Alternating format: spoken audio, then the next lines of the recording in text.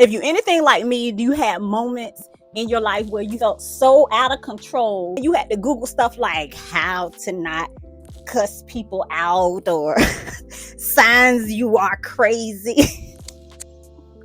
Lord.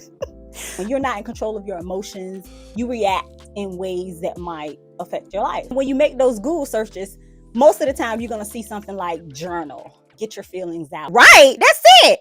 I'm going to need something strong. Keep a journal.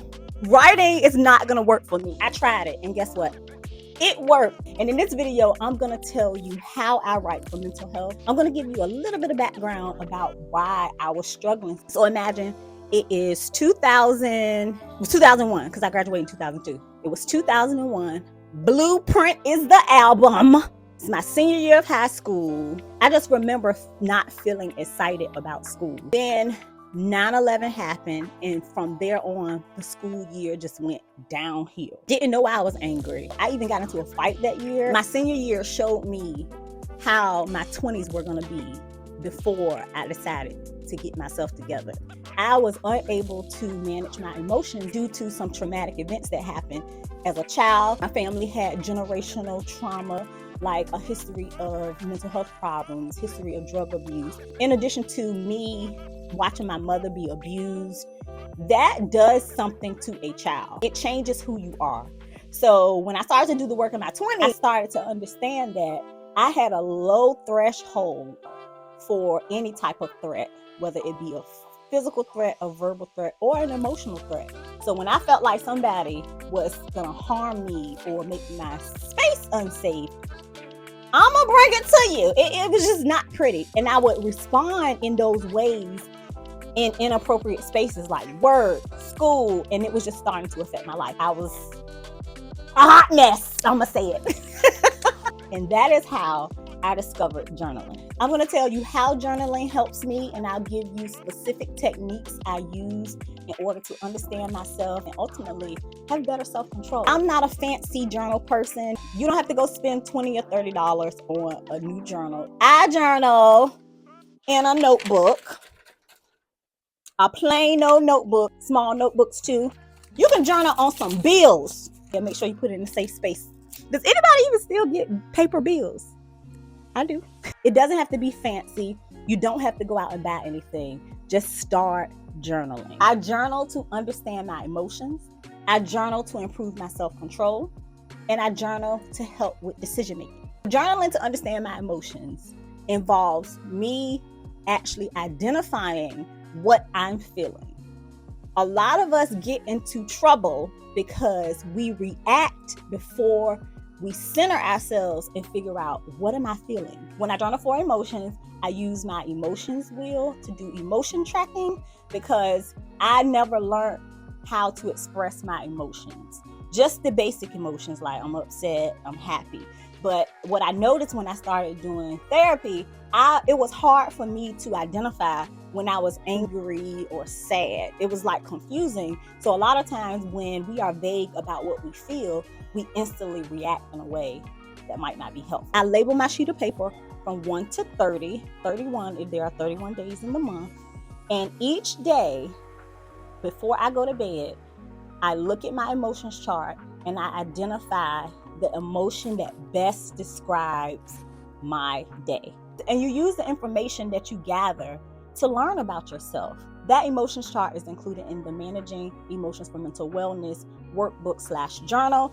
If you're interested in learning about your emotional age and how you're able to manage your emotions and track, the link to the workbook is in the description. Once you get used to tracking your emotions, you now can identify your triggers. Now, your triggers are things that influence your behaviors and influence your responses. I make a chart with 3 columns. The 3 columns are titled emotion, trigger, reaction.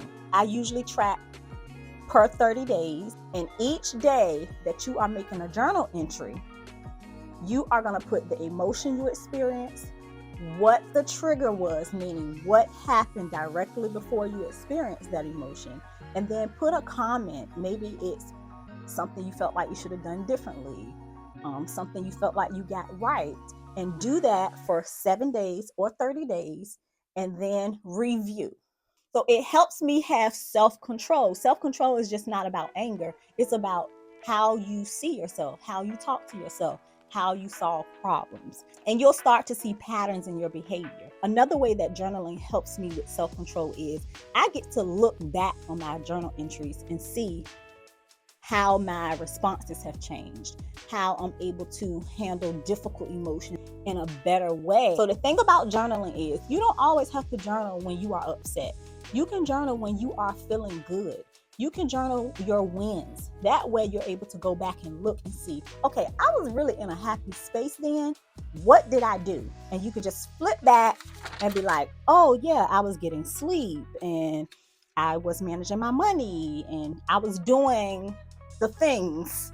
So let me do this again. For decision making, I review my journal entries where I track my emotions and also where I tracked my wins, where I felt my best and I did my best. The technique I use is the IPP technique.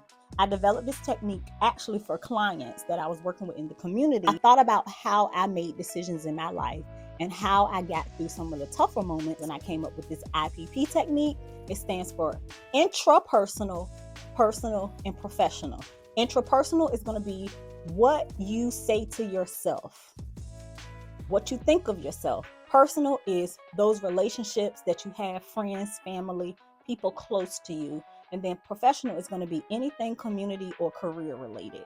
And I split it up into those 3 sections because sometimes we make decisions based on different things depending on what category that decision will affect. I'll make a box and I'll think about the decision and then I will put down how it will affect my intrapersonal life, how it will affect my personal life, and how it will affect my professional life. Now, there's 2 ways you can use this chart.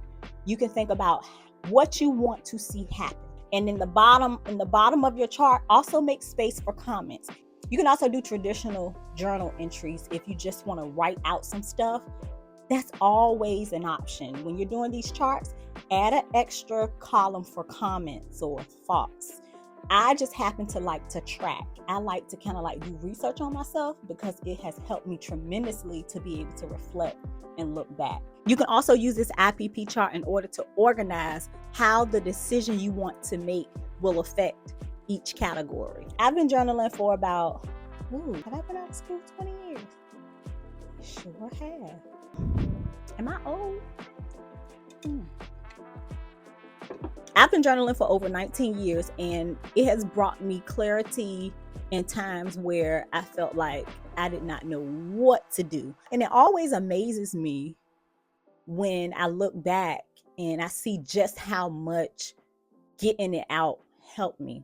Make sure you put a green heart in the comment section. I wish you well and I'll see you soon.